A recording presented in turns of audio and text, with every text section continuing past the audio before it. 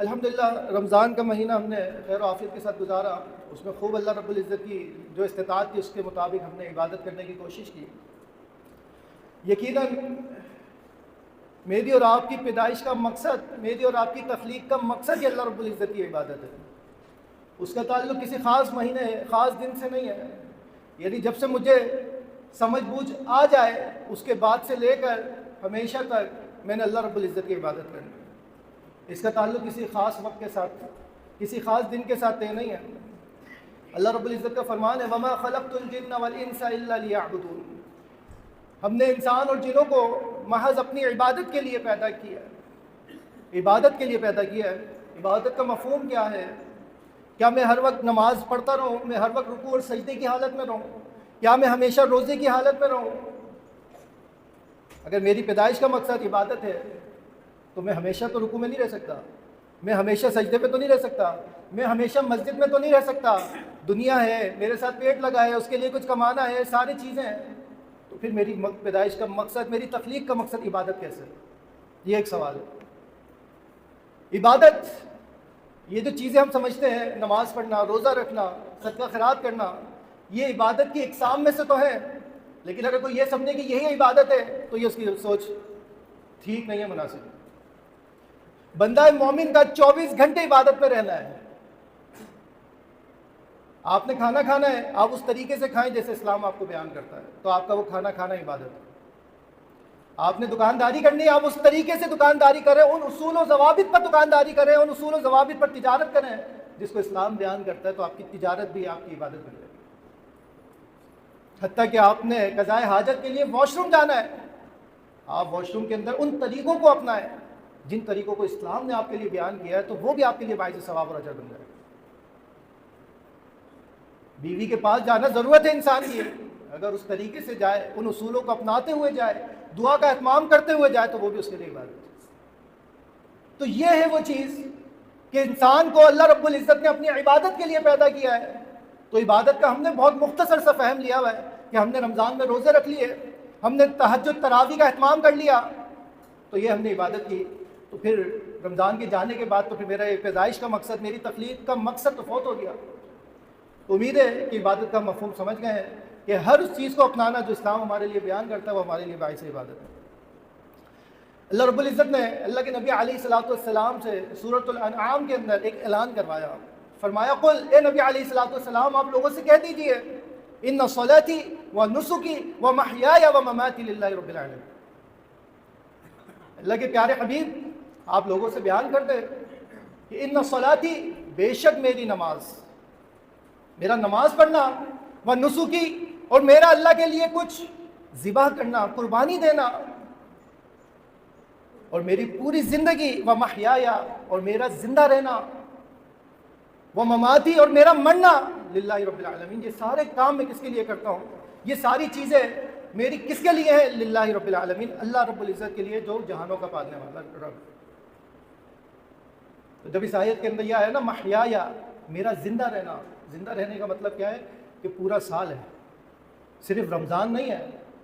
اگر اللہ کے نبی یہ بیان کرتے ہیں کہ میرا زندہ رہنا اللہ رب العزت کے واسطے ہے، تو سال کا سال، پورا سال، پوری زندگی مراد ہے اس سے.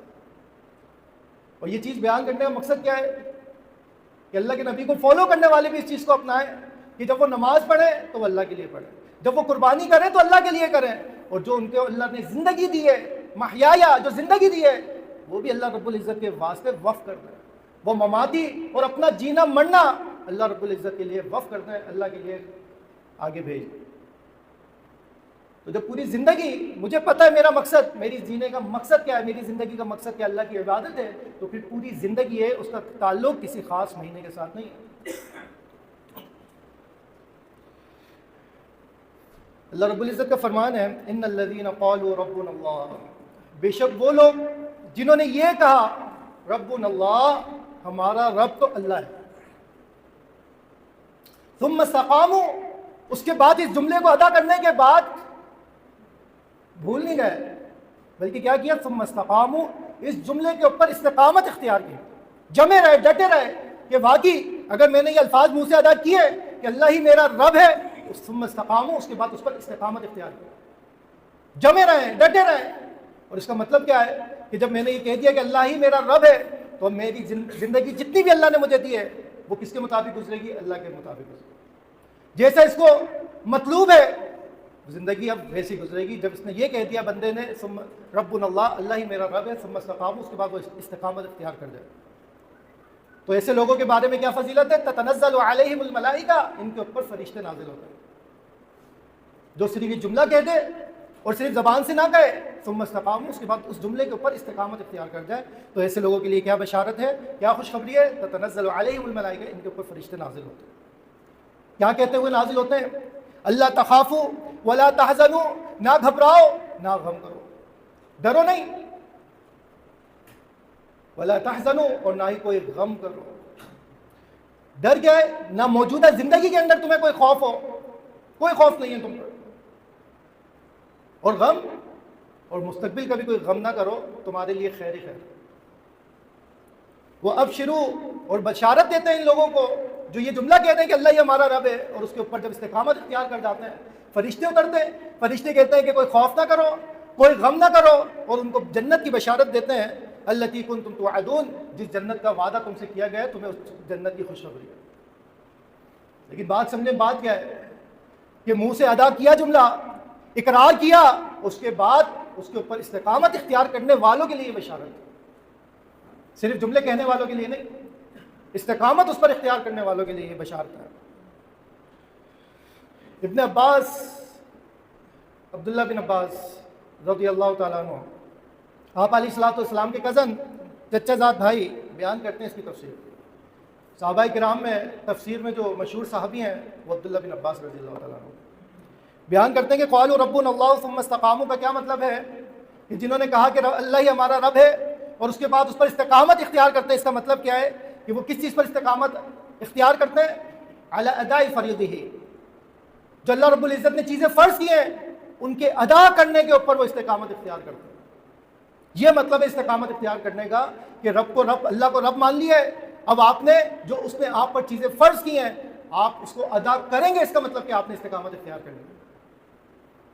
فرض، نوافل تو دور کی چیز ہے، فرض یعنی یہ ممکن ہی نہیں ہے کہ ایک شخص کہے کہ اللہ میرا رب ہے اس کے بعد وہ نمازوں سے غافل ہو جائے، ایک شخص کہے کہ اللہ میرا رب ہے اس کے بعد رمضان کے روزوں سے اس کو کوئی پرواہ نہیں۔ یہ کیسے ممکن ہے کہ کوئی شخص کہے کہ اللہ ہی میرا رب ہے اور جو اللہ نے زکوٰۃ فرض کی ہے وہ زکوٰۃ ادا نہ کرے؟ تو استقامت کا مطلب کیا ہے کہ اللہ رب العزت نے جو چیزیں فرض کی ہیں ان کو بندہ بخوبی ادا کرے، کھلے دل کے ساتھ ادا کرے، تو یہ فرض ادا کرنا یہ استقامت اختیار کرنا۔ ترمذی کی حدیث ہے، آپ صلی اللہ علیہ وسلم نے صحابی کو یہ بات سکھائی کہ قل ربی اللہ،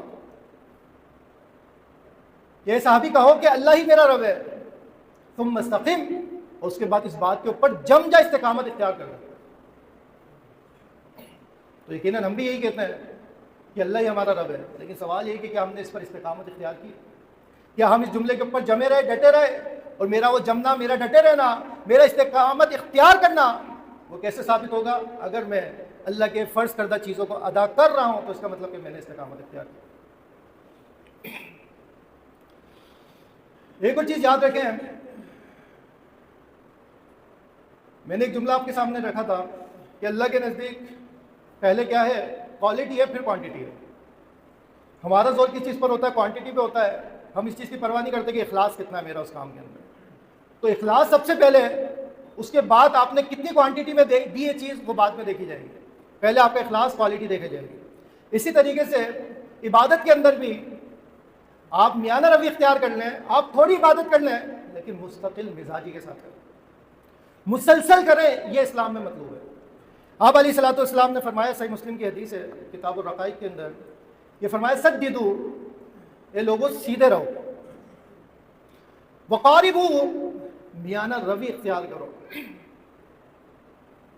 کس چیز میں؟ عبادت کے اندر میانہ روی اختیار کرو، یعنی جذبات میں آ کے بھرپور عبادت شروع کر دی، گھنٹوں قیام کیا اور پتہ چلا اگلے دن سارے تازی ٹھنڈے،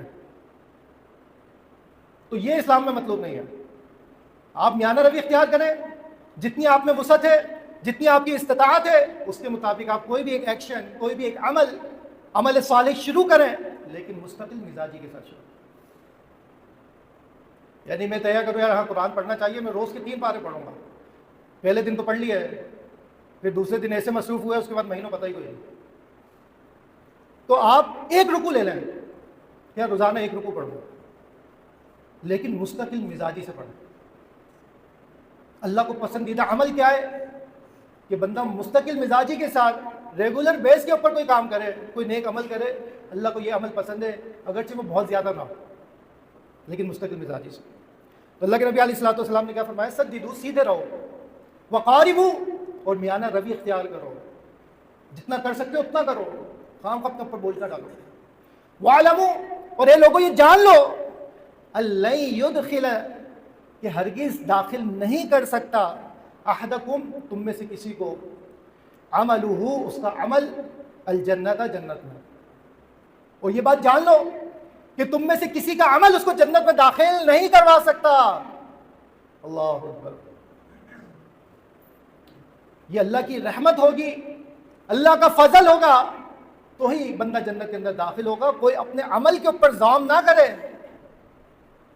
کہ میں تو پورا سال تہجد پڑھتا ہوں، میں تو جنت میں جاؤں گا ہی جاؤں گا، میرا تو بڑا نیک عمل ہے۔ کوئی اپنے عمل کے اوپر ٹیک نہ لگائے کہ یہ میں تو جنت میں گیا، میں نے تو بڑی نیکیاں کی، میں نے تو کبھی روزے نہیں چھوڑے، کبھی نمازیں نہیں چھوڑی۔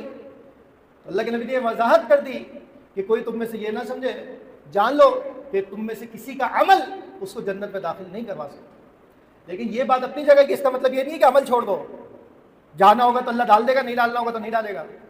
یہ بات یاد رکھیں کہ اللہ کی جو رحمت ہے، اس کا جو فضل ہے، اس کا ایک سبب کیا ہے، اس کے قریب ہونے کا ایک سبب کیا ہے، وہ بندے کے نیک اعمال ہے۔ تو نیک اعمال ہم نے کرنے ہیں، لیکن اس کے ساتھ اللہ سے فضل مانگنا ہے، اس کی رحمت کا سوال کرنا ہے، اس کی بخشش، اس کی عافیت کا سوال کرنا ہے۔ عمل نہیں چھوڑنے، عمل تو کرنے ہیں، لیکن ساتھ ساتھ اپنے عمل کے اوپر ہی صرف ٹیک نہیں لگانا، اسی کے اوپر زوم نہیں رکھنا، ساتھ آپ نے کیا کرنا ہے؟ اللہ سے سوال کرنا ہے کہ اللہ تو مجھے جنت میں داخل کری ہو، میرے گناہوں کو معاف کر دو۔ پھر آگے فرمایا اسی حدیث کے اندر، صحیح مسلم کی حدیث ہے، وَأَنَّ أَحَبَّ الْأَعْمَالِ أَدْوَمُهَا، اور بے شک اللہ کے نزدیک پسندیدہ عمل، پسندیدہ جو اعمال ہیں وہ کون سے ہیں؟ أَدْوَمُهَا، جو دائمی ہو، دائمی۔ دائمی کا مطلب جو ہمیشگی کے ساتھ کیا جائے، مسلسل کیا جائے۔ یہ نہیں کہ آج کیا اس کے بعد بھول گئے، اگلے سال دیکھا جائے گا، نہیں۔ ایسا عمل جو اس نے شروع کیا تو وہ اس کو مسلسل جاری رکھے، اللہ کے نزدیک یہ اعمال بہت زیادہ محبوب ترین۔ الی اللہ وان قل، اگرچہ یہ عمل بہت بڑے نہ ہو، بہت زیادہ نہ ہو، وان قل، اگرچہ یہ اعمال جو یہ تھوڑے کیوں نہ ہو، یہ اعمال تھوڑے کیوں نہ ہو اللہ کو، مگر یہ اعمال آپ کے بڑے بڑے اعمال کی نسبت یہ زیادہ محبوب ہے، کیونکہ یہ مستقل مزاجی کے ساتھ کیا جاتا ہے۔ اس کی مثال کیا ہے؟ ایک بندہ نیت کرتا ہے کہ میں روزانہ صدقہ کروں گا، یعنی یہ حدیث سن لی، اس نے کہا ٹھیک ہے مسلسل کرنا ہے نا تو میں مسلسل کروں گا ایک کام، اور وہ کیا ہے کہ میں روزانہ صدقہ کیا کروں گا، روزانہ 1000 روپے صدقہ کرتا ہے جذبات میں آ کے، بہت اچھی بات ہے، لیکن یہ دیکھیں کیا وہ مستقل کر سکے گا؟ اچھا اس نے ایک ہی دن 1000 روپے خرچ کر دیے، اب وہ پورا ہفتہ 15 دن 20 دن فارغ ہو گیا ہوگا۔ آپ روزانہ صدقہ کریں، آپ 20 روپے کریں، آپ 50 روپے کریں، لیکن آپ مستقل مزاجی کے ساتھ خرچ کریں گے تو یہ انشاءاللہ اللہ کے نزدیک بہت محبوب ترین عمل ہے۔ وہ جو اس نے اخلاص کے ساتھ 1000 روپے دیے ہوں گے ہفتے میں ایک دن، وہ بھی اپنی جگہ اہمیت رکھتے ہیں، لیکن ہم کیا بات کر رہے ہیں؟ ہمیشگی والا عمل کون سا میں کر سکتا ہوں یہ میں بہتر جانتا ہوں، یعنی میں کوئی ایسی چیز بیان نہیں کر سکتا جو سب پہ لاگو ہو جائے۔ میں اپنے بارے میں بہترین جانتا ہوں کہ میں سونے سے پہلے وطر پڑھا کروں گا، میں وطر کب پڑھوں گا؟ سونے سے پہلے، اس کو میں مستقل اپنا لوں، عشاء کے فوراً بعد نہ پڑھوں، بلکہ حدیث کے مطابق کہ سونے سے پہلے تو میں اس کو اپنا لیتا ہوں، یا میں کوشش کروں گا تہجد میں پڑھوں۔ تو الغرض کوئی بھی ایک عمل بندہ لے اور اس کو مستقل مزاجی کے ساتھ اپنا لے تو انشاءاللہ یہ اللہ کے نزدیک محبوب ترین اعمال میں سے۔ دائمی خرچ کرنے کے حوالے سے اگر کوئی شخص چاہتا ہے کہ میں روزانہ صدقہ کروں، اور حدیث آپ کے سامنے بیان کی تھی میں نے کہ روزانہ 2 فرشتے نازل ہوتے ہیں، ایک بد دعا کرتا ہے اور ایک دعا کرتا ہے۔ بد دعا کرنے والا کیا کرتا ہے کہ اللہ جس نے آج تیری راہ میں کچھ خرچ نہیں کیا تو اس کا مال تلف کر لے، اور دوسرا دعا کرتا ہے کہ اللہ جس نے آج خرچ کیا ہے تو اس کو مزید دے۔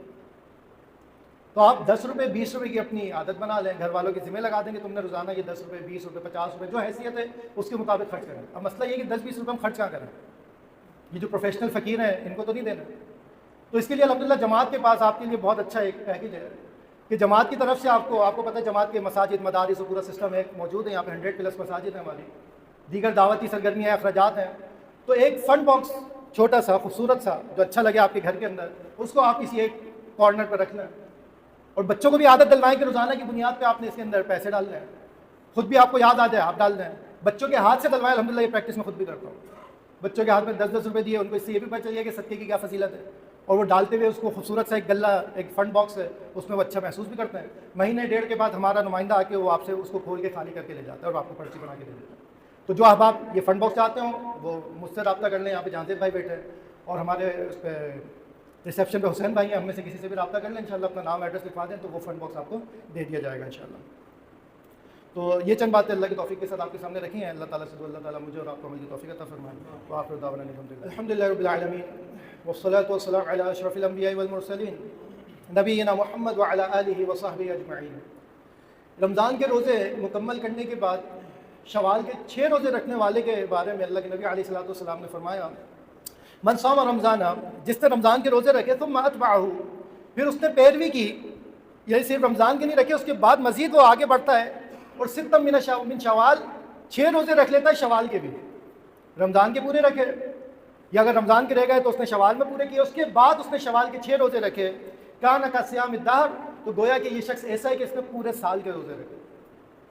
تو ابھی بہت سارے دن باقی ہیں, تھوڑی سی ہمت ہم کریں تو انشاءاللہ یہ 6 روزے ہم رکھ سکتے ہیں اور ہم بہت بڑے اجر کو حاصل کر سکتے ہیں. اور وہ اجر کیا ہے کہ گویا کہ ہم نے پورے سال کے روزے رکھے, اور یقیناً ہم میں سے کوئی بھی اس چیز کی طاقت نہیں رکھتا کہ وہ پورے سال کے روزے رکھ سکے, لیکن اللہ رب العزت غفور الرحیم ہے.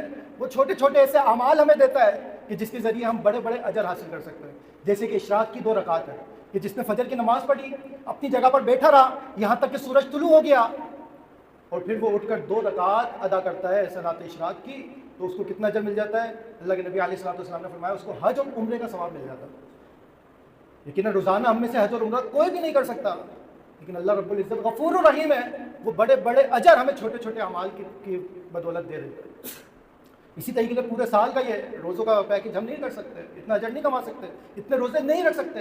تو اگر ہم صرف یہ چھوٹی سی کوشش کر لیں کہ یہ 6 روزے مزید شوال کے مہینے کے اندر اگر ہم مکمل کر لیتے ہیں تو انشاءاللہ ہمیں پورے سال روزے رکھنے کے برابر اجر ملے گا. اور یہ 6 روزے آپ نے ضروری نہیں ایک ساتھ رکھیں, آج ایک رکھ لیں, پھر 2 دن کے بعد رکھ لیں. الغرض 29 اور 30 تاریخ جو ہے اس کے اندر آپ نے ان روزوں کو مکمل کرنا ہے. فنڈ باکس کے حوالے سے میں نے بات کی, تو اس فنڈ باکس کے کوئی چارجز نہیں ہیں, آپ صرف اپنا نام ایڈریس اور فون نمبر لکھوائیں گے تو اس کے بعد انشاءاللہ آپ کو وہ الاٹ کر دیا جائے گا. تو اللہ تعالیٰ سے دعا اللہ تعالیٰ ہمیں چھوٹے چھوٹے اعمال کو اپنانے کی توفیق عطا فرمائے, مستقل مزاجی کے ساتھ اعمال کرنے کی اور اللہ رب العزت کو راضی کرنے کی توفیق عطا فرمائے. ربنا آتنا فی الدنیا حسنہ وفی الآخرۃ حسنہ وقنا عذاب النار. اذهب البأساء رب الناس واشف انت الشافی لا شفاء الا شفاءک